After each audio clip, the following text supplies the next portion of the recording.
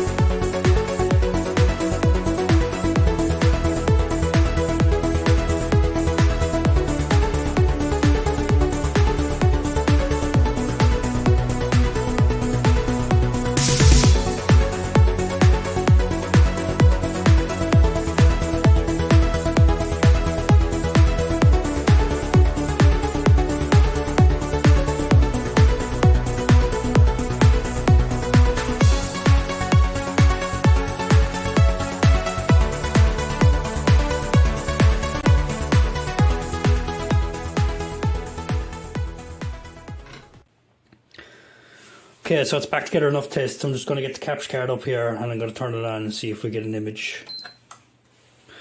Okay, so it still turns on, which is good. Let's see if it goes to that white light.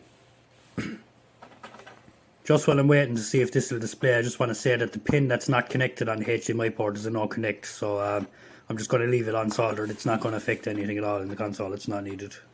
Okay, so we do get a white light, but I don't see anything on the screen at the moment. I'm just going to give it a second just to see if anything comes up.